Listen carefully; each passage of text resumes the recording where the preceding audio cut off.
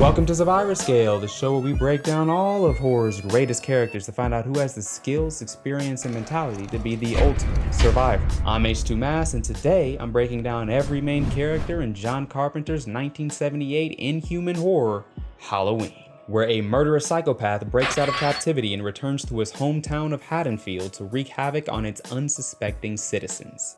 The film begins with a banger of a theme song, showing off director John Carpenter's artistic versatility. I mean, just listen to it. In the opening shot, we see from Michael Myers' point of view as he walks around the outside of a house, looking at the couple inside. He then enters through the open back door and goes into the kitchen, where he picks up a knife and immediately holds it over his head with the blade facing down. You know he's crazy if he's holding it like that. As he continues walking, he picks up a mask and covers his face. Eventually, he encounters his sister, Judith, brushing her hair without a shirt on. When she turns around, he stabs her repeatedly, causing her to scream. After he kills her, he walks out of the house just before his parents arrive and take off his mask, revealing the clown that he is. Just look at that face. And he's only 6 years old. You know, this could probably pass as the Joker's origin story. We then skip forward 15 years to 1978, driving to the sanitarium that now houses Michael. Here, the film introduces us to Dr. Loomis, a man who has studied Michael since it killed its sister. Don't you think we could refer to it as him? Well, I'm just going by what Dr. Loomis says. Don't underestimate it. See? He gets it. Here, Dr. Loomis gives us a brief look at his extreme cynicism, his complete lack of trust in Michael Myers' humanity, suggesting that Loomis won't hesitate to kill Michael if the opportunity presents itself. Such urgency and willingness to kill likely gives Loomis a major advantage in both this and other horror movies. I mean, he wants Michael to never be released under any circumstances. Never. As they continue driving to the hospital, they see the patients wandering around the yard, having escaped their barriers, so Loomis gets out of the car to get past the gate blocking it. While he's gone, Michael jumps on top of the car and breaks the window with one hand. He then hijacks the car and drives away. Where did he learn how to drive a car? He'd been in a mental hospital since he was 6 years old, with no internet, and I doubt he's been taking reading lessons. Where did he learn how to drive? The next day, on Halloween morning, we are introduced to one of the most iconic, spoiler, final girls in horror movie history, Laurie Strode. As she walks to school though, Michael watches her from behind. Meanwhile, Dr. Loomis tells one of his superiors to get ready for Michael's arrival in Haddonfield before he starts killing people, but they blame him for Michael's escape, despite the doctor's arguments otherwise. He's your patient, doctor. If precautions weren't strong enough, you should have told somebody. I told everybody!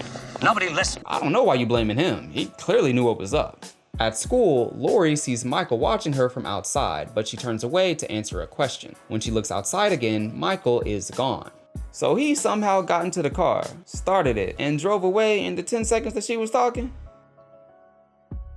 Okay. Dr. Loomis then tells the police in Haddonfield to prepare for Michael Myers, You must be ready for him. showcasing his planning and sense of caution. If you don't, it's your funeral. He then inspects an abandoned truck on the side of the road and finds the same matchbook that was in the car that Michael stole at the beginning of the film, confirming that Michael had been here and showing Dr. Loomis's strong observation and recall abilities. After school, Laurie walks home with one of her friends, Linda, who pulls out a cigarette to show how little she values her life. Another friend, Annie, catches up to them and Laurie notices a car driving behind them, not realizing that Michael is the driver. Annie then yells at the car, causing Michael to stop abruptly. Now, this is the kind of recklessness that dooms oh so many horror movie characters. Here, Annie brings danger upon herself for no good reason, significantly lowering my confidence in her sense of self-preservation. Wait, was she smoking too? I'm telling you, man, smokers do not care whether they live or die. Later, Annie and Laurie drive to another part of town to babysit two kids that live across the street from one another, but on their way there, they run into Annie's father, Sheriff Brackett, who tells them someone broke into the hardware store and stole a mask, a knife, and some rope, convincing Sheriff Brackett that some kids committed the crime, already alluding to his skepticism of the danger of Michael Myers. After Annie and Laurie leave, Dr. Loomis arrives to talk to Brackett to warn him about Michael, who happens to drive past Loomis while his back is turned. Michael then follows the girls until they arrive at their respective destinations. Somehow though, throughout their entire time driving, neither Laurie nor Annie notice that the same car has been following closely behind them for quite a while, hinting at their poor awareness or lack of paranoia. Something to keep in mind. Meanwhile, Dr. Loomis and Sheriff Brackett go to Michael's childhood home to look for him. When they get to Judith's old room, something hits the window and Dr. Loomis reactively pulls out his gun in defense. Now, this may look goofy, but this quick movement significantly raises his chances in other horror movies, suggesting valuable reactions that can not only defend himself, but harm his opposition as well. Very promising. Dr. Loomis then tells Brackett that they should stay at the house and wait for Michael because he thinks that he'll return soon. Not very promising. Well, at least not after Sheriff Brackett leaves and Dr. Loomis still stays behind without any backup. I mean, how can Loomis be so willing to face Michael alone if he considers him such a threat? He may be overestimating his own combat ability, but we'll see. Meanwhile, Annie talks to Laurie on the phone but is interrupted when the family dog starts barking. When the dog goes outside, it sees Michael and attacks him, but Michael kills it. Annie then hears it whimpering, but disregards it, giving it no deeper thought, once again showing a general lack of paranoia that could certainly harm her in this film and other horror movies. Annie then goes into the shed in the backyard to wash her clothes after spilling some butter on them. Michael then locks Annie inside the shed without her noticing him, so she tries to crawl through the back window but somehow gets stuck. Stepbrother, I'm stuck. Lindsay, the kid she's babysitting, then comes in and sets her free. Annie's boyfriend Paul then calls her, asking for some sexy time. That's all you ever think about. Annie, eager to oblige him, takes Lindsay to Tommy's house so that Laurie can watch the kids instead. Annie then goes to her car but finds that the door is locked, so she goes back inside the house and gets the keys. When she returns to her car, she tries to open the door again without unlocking it, but it opens anyway, implying that someone else has already unlocked it. Ooh, spooky. When she gets inside the car, Michael chokes her from behind, but as he does so, she repeatedly honks the horn, likely to get the attention of anyone who could hear, but nobody arrives and Michael slits her throat. Well, let's rank her.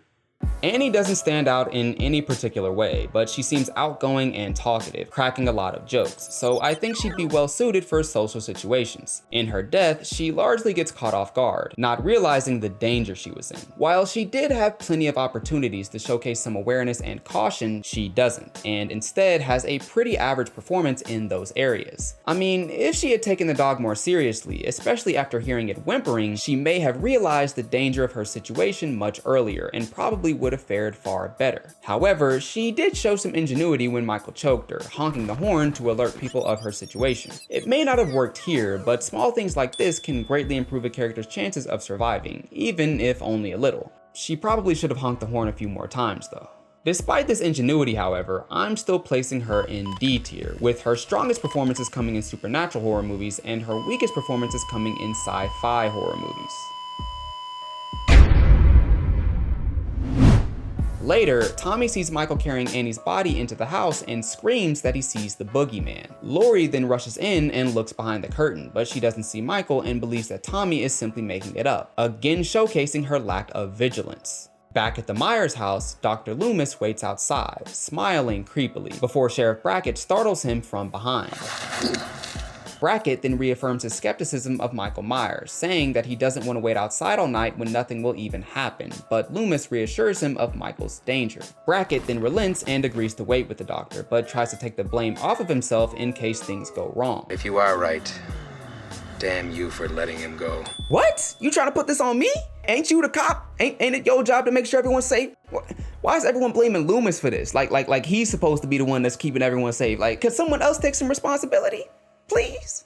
A bit later, Linda arrives at Lindsay's house, believing Annie is still alive. Her boyfriend Bob then tries to make some sexy talk. You rip my clothes off, then we rip Lindsay's clothes off, yeah. Whoa, hold up. What are we talking about? What you mean tear Lindsay's clothes off? You mean the kid?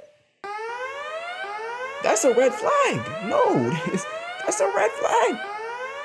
After they go into the house, they have fantastic sex. Her words, not mine. And Bob goes to get some beer from the kitchen when they're done. Or finished. When he gets there, he notices that the door is open and calls for Annie. Annie? Then thinks that Linda might be playing a prank. Linda, you asshole. But when he opens another door, Michael presses him against the wall and stabs him so deep in the chest that he hangs above the floor. That knife must have grown 2 feet to hold him up like that. Look, I don't really have much to say about Bob. He didn't have great fighting or reaction times, getting caught off guard by Michael and unable to break free from his grip. He also doesn't try any clever tactics to escape, so I'm not confident in his ingenuity either. Oh, and he's horny. Too horny. If there is such a thing. With that said, I'm placing him in D tier, with his strongest performances coming in, honestly, I don't know, but his weakest performances coming in slashers.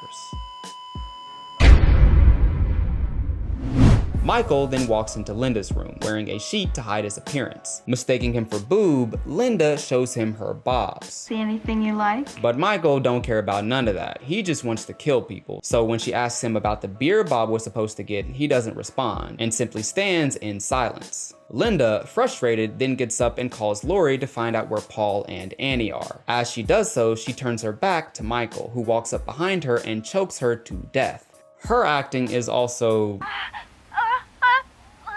whatever you call that. Let's talk about Linda. Linda smokes cigarettes. F tier. Nah, I'm joking, but seriously, don't smoke cigarettes. They're bad for you. Much like Annie, Linda feels pretty normal, like a typical character in a teen slasher, which she is. She doesn't have any standout qualities and dies mostly because she doesn't realize the danger she was in. Because of this, I don't have a lot of information to say how she performed in drastically different films. Like, you tell me how she'd do in The Shining or Saw or Sinister or Hostel, cause I don't know. However, I'm guessing she'd fall on the lower end of things, with the few qualities she does display not giving me much confidence in her capabilities, most notably her lack of awareness that allows Michael to sneak up on and kill her. With all that said, I'm placing her in D tier, with her strongest performances coming in supernatural horror movies and her weakest performances coming in monster movies. As Linda makes those choking sounds, Lori initially thinks Annie is playing a prank on her, but eventually takes it more seriously, deciding to go to the house to find out what's going on. After leaving the kids and locking the door, she goes to the other house but sees nobody inside. However, when she goes to the second floor, she finds Annie's body spread across the mattress. She then stumbles backwards in shock, just before Bob's body swings behind her. When the closet door opens on its own, Lori sees Linda's body, runs out of the room, and freezes against the wall. Now, a bit more composure and urgency here would certainly improve her performance, allowing her to recognize the danger she now faces and quickly seek safety. However, since she does not display these qualities in this moment, Michael takes advantage of her vulnerability by arising from the shadow and... missing? This man just missed a point-blank stab.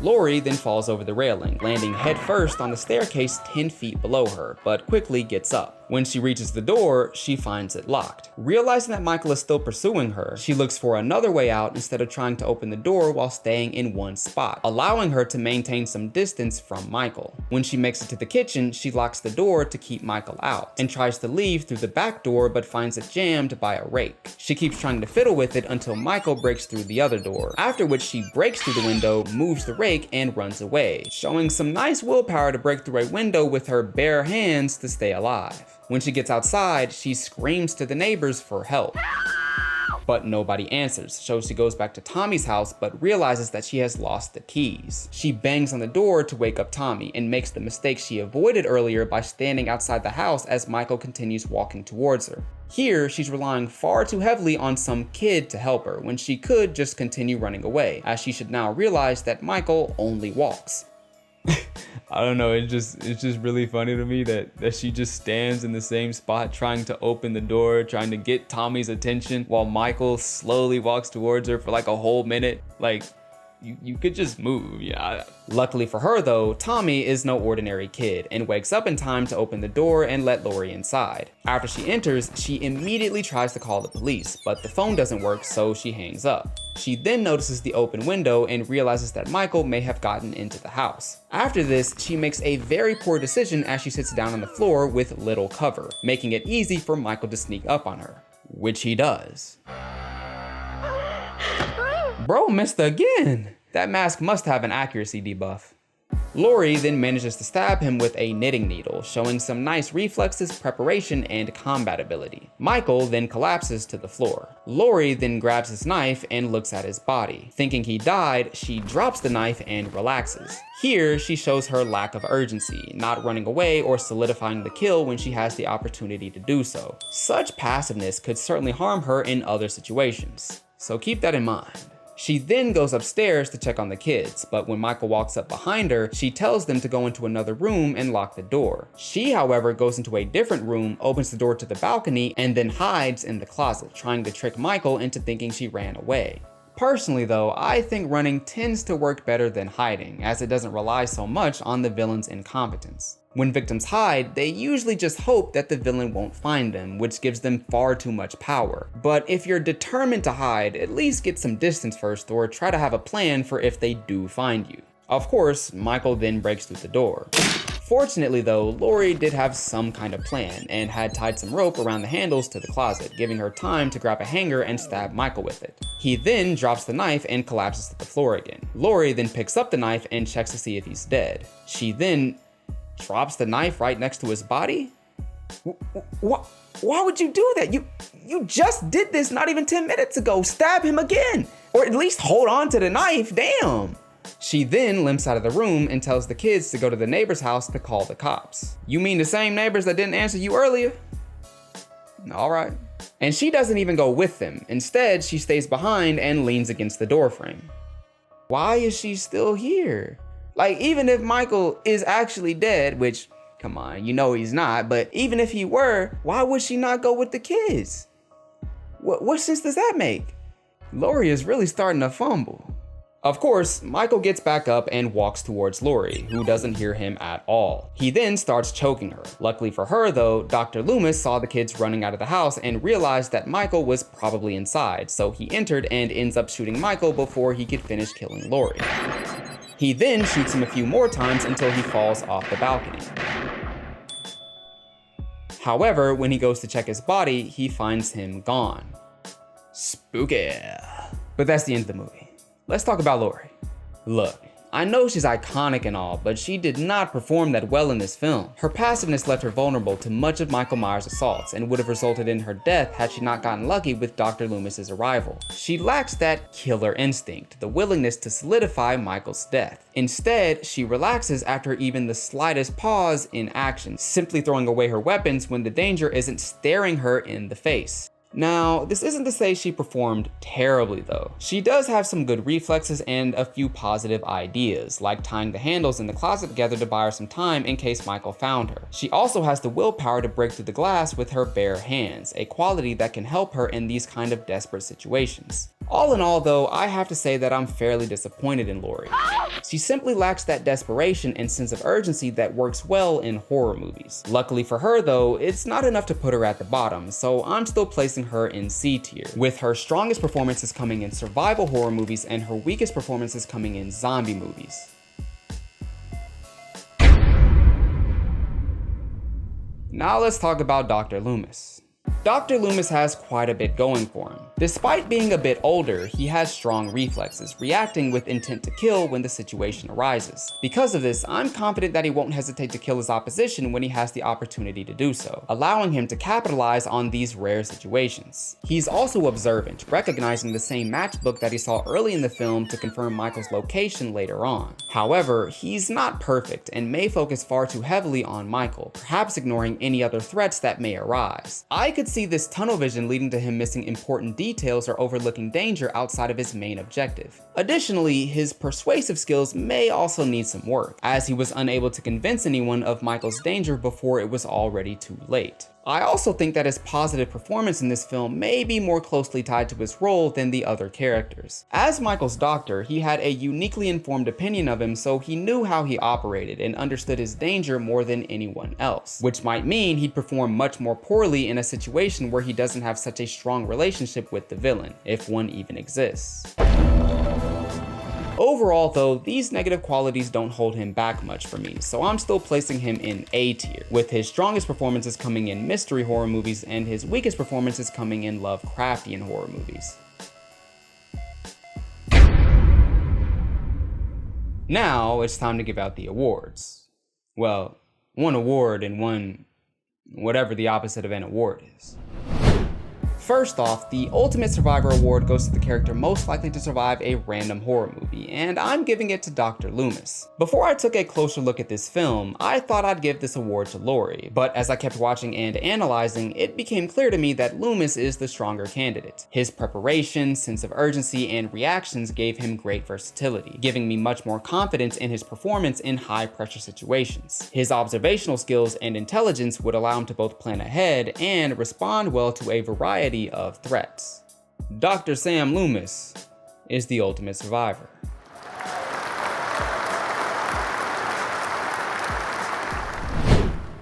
The First Kill award goes to the character least likely to survive a random horror movie, and I'm giving this to Annie. While I don't think that she's terrible, she simply didn't take advantage of the opportunity she had to show any meaningful positive attributes. Instead, she comes across as pretty reckless, bringing danger upon herself when she doesn't need to, and doesn't display strong awareness that would lead to good performances in other horror movies. Annie is the First Kill. But that's it. The average ranking for this cast was C tier. And okay collection of characters. As one of the most iconic films ever made, Halloween still holds up pretty well for the most part, with some interesting cinematography and some still banger music, even though I'm not that big a fan of slashers. Thanks for watching.